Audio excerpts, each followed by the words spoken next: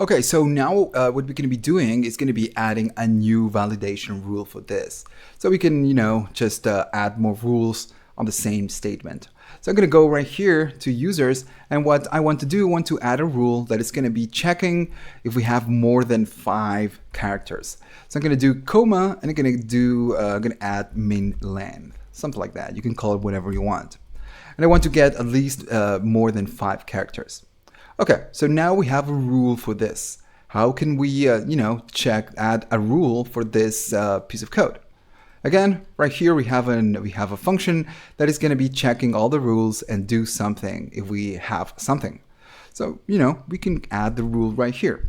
So I'm going to go right here at the bottom. I'm going to be adding the rule, and if you remember, it was called min length. So I'm going to say if open and close, and if element validation, and I'm of course going to change required, and then we do min length, we want to run some code. So first we need to check if this is valid. So it's going to be valid, it's going to be equal to something. I'm going to be accessing the element that value dot and then the length, because of course we want to check how many letters we have, how many characters. And this one needs to be greater or equal than something, and that something is going to be this number. So again, we just access that. It's going to be element dot, then validation dot, and then min length. So now this one is going to be true or false depending on what we have. I'm going to close it, and then we need to add the error message. So it's going to be message, it's going to be equal then, and I'm just going to copy the one we have at the bottom so we can spare some time.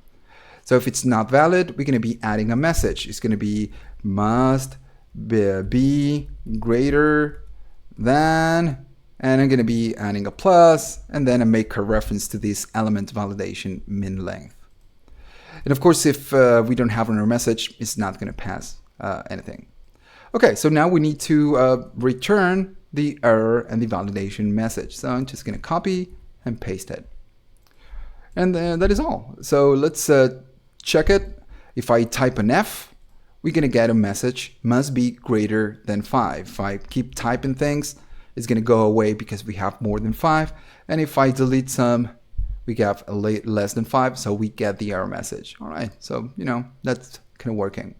Now there's one problem right here. Let's go back. I'm going to reload the application.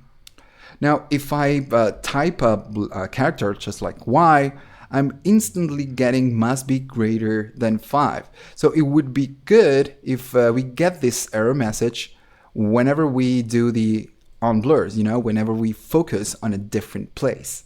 And if we are right here, we are typing and I go out and this is not valid, then I should be getting the error message and not before that. That's why inside user, we have the touched property. So we're going to create something that is going to be changing the touched to true or false, depending if we did an on blur and that kind of stuff. Okay, so let's begin this.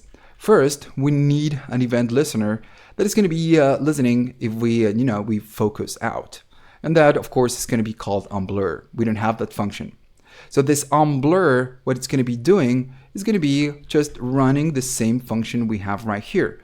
Whenever we move outside, it's going to run this function. You're going to see in a minute why. So right here, going to be passing a new action right here that is going to be triggering the same thing. Okay, so I'm going to say on blur, and this is not the event listener, this is just a prop. It's going to be doing the same thing that we do on change. Okay, going to paste it down there. Good. So now, right here, if we go to form fields, we don't have something that listens for that on blur listener. So I'm going to go right here and going to be adding this on blur. It's going to be, oh, made a mistake. This is the correct one. And this is the React event listener, right? So this on blur, what it's going to be doing is going to be triggering the change handler whenever we focus out of this input. So again, we just copy the same thing. We're going to be running the same function. Now we have one problem. Whenever we do the on blur, we focus out that element. We need to tell the new state, the state that we're going to be updating.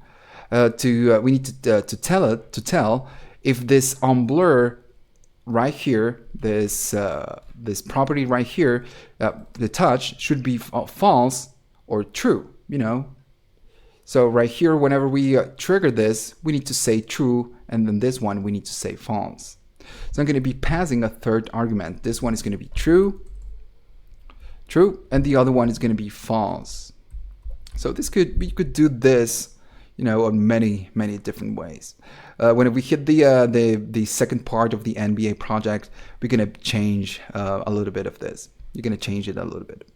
So okay, so whenever we have an blur, we're going to run the change handler, and we're going to pass a third argument. So I'm going to go right here at the top, and we're going to be changing this function. So this change handler now is going to get a third argument. This is going to be the blur, which is going to be true or false.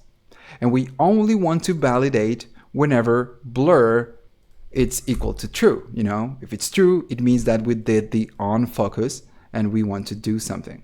So I'm going to say if blur, then we want to run the validation.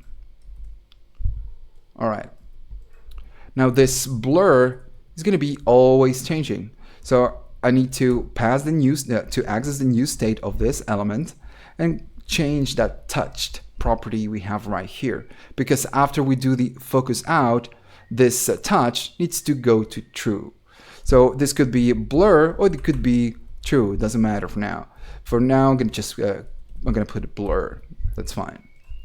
So I'm gonna save it, and I'm gonna just checking this. I'm gonna enter here. I'm gonna start typing, and you know, we are not getting the error message. Now, if I focus out, we get the error message. And if I keep typing, you know, and focus out, it's gonna go to true. So this one is gonna be called true. We're gonna just check that we get the same thing. If I focus out, we get the error message. And if I type something, you know, I'm not getting the error message. If I focus out, we get the error message. So, you know, this is kind of working. That's the main idea of having that touched property. Okay, so we are pretty much done. So we need to, the last thing we need to do is to check if the information, if the form it's valid before we submit.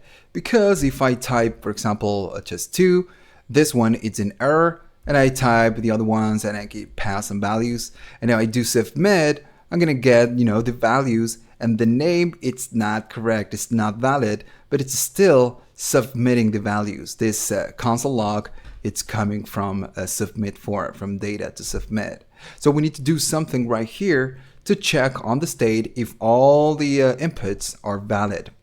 Now, if we're going to be looping all the inputs inside the state, and we need to check if they have a property of valid true. Now, in all of the elements, we don't have the valid property, so we need to add it at least. Now, we're going to be requiring at least the required false validation. So I'm going to be copying this one, and I'm going to be changing this one to true. This one is the last name. We're going to make this required. And valid is going to be false. And I'm going to be copying everything else. I'm going to go right here. The message is going to be comma. Validation is going to be required true. And I'm going to copy this one as well. And it's going to be required. I'm not going to make this one required. And right from the start, this one, it's valid because we don't require validation. And the same thing with the select. Right, let me make this nice. Okay, so now whenever we submit, what we need to do right now, we have all empty. So this one, it's not good. This one and this one are not valid. So we need to do some checking right here to check if we have the valid true inside all of this. Right now from the start, this one, the last name and the name are false. So this shouldn't be submitting. Okay, so let's go to submit form, and I'm just gonna do this at the top right here. So now what we need to do, we have the data to submit, and we need to check before that if that form has the property value valid true inside all of the inputs. So I'm gonna do a for, just like we did before. So for let key, same thing we did at the top, in this dot state dot form data. Okay.